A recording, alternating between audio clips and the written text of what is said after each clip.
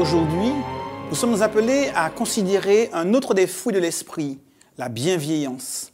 Lorsque l'on parle de la bienveillance, on entend le mot bien ou encore le mot bon. Et généralement, ce sont des qualificatifs que nous apprécions parce que ce sont des qualificatifs valorisants pour les personnes ainsi qualifiées. Lorsque l'on parle de la bienveillance comme étant un fruit de l'esprit, l'on se rend donc que Dieu a en réserve de bonnes choses pour ses enfants afin que ceux-ci puissent s'épanouir. Le texte de référence qui nous est proposé est celui de Paul dans son épître aux Philippiens au chapitre 2, à partir du verset 1 jusqu'au verset 11. Je dirai donc à partir du verset 3.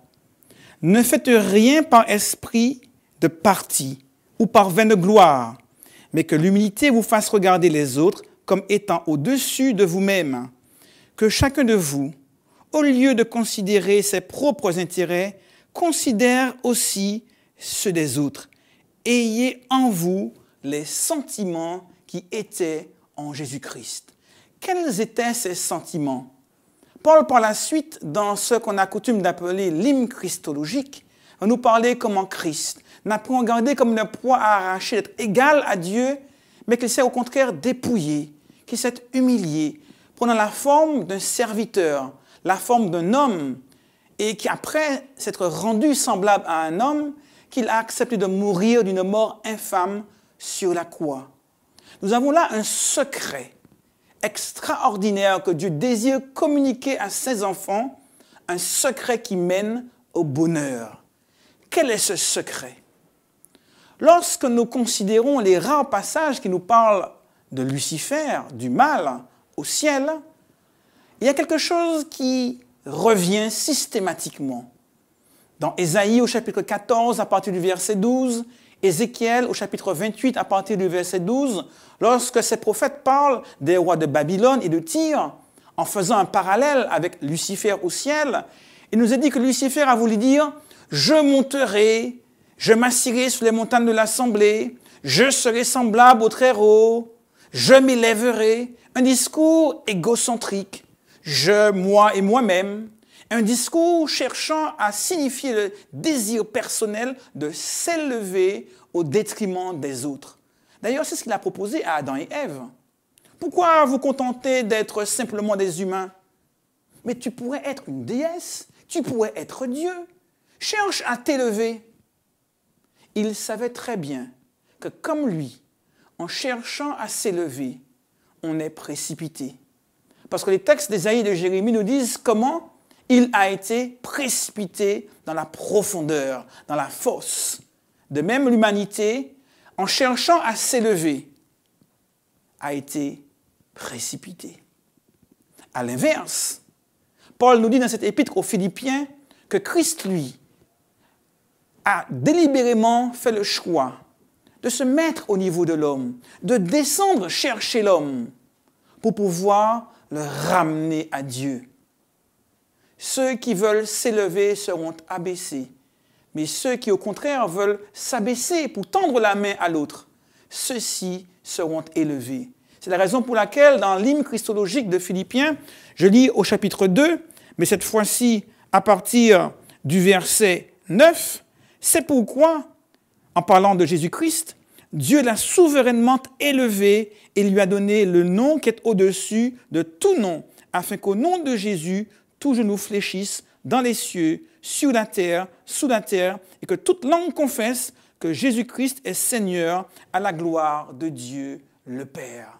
Celui qui voudra s'élever sera abaissé, mais celui qui va donner la priorité à l'autre, celui qui va chercher à tendre la main à l'autre, celui qui va faire passer l'intérêt de son prochain, de son épouse, de son conjoint, de ses enfants, de ses parents, de ses frères, de ses sœurs, de ses collègues, de ses voisins, avant les siens, celui-là sera élevé.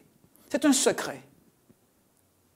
Celui qui veut grandir, qu'il devienne le serviteur de tous. C'est une logique qui va à l'encontre du raisonnement humain, une logique qui dépasse tout ce que l'humanité peut comprendre. C'est une logique divine, un secret céleste, un secret qui mène à l'épanouissement personnel, faire preuve de bonté, de bienveillance, en disant à l'autre je fais de toi ma priorité. Et lorsqu'au sein des couples, des familles, dans les rapports parents-enfants, frères-sœurs, on se met à donner la priorité à l'autre, faisant acte ainsi de bienveillance, de bonté, cela change toute l'atmosphère, tout l'environnement, que ce soit au travail, que ce soit dans le voisinage, que ce soit dans le cadre familial. Faire preuve de bonté, être épanouissant pour ceux qui l'expriment, mais aussi pour ceux qui en bénéficient. Nous sommes appelés aujourd'hui à implorer Dieu de mettre en nous une telle bonté qui n'est pas d'origine humaine, mais d'origine divine. Priez pour vos ennemis, bénissez ceux qui vous maudissent. Cela est complètement irrationnel, incompréhensible. Ce n'est tout simplement pas humain. C'est juste divin.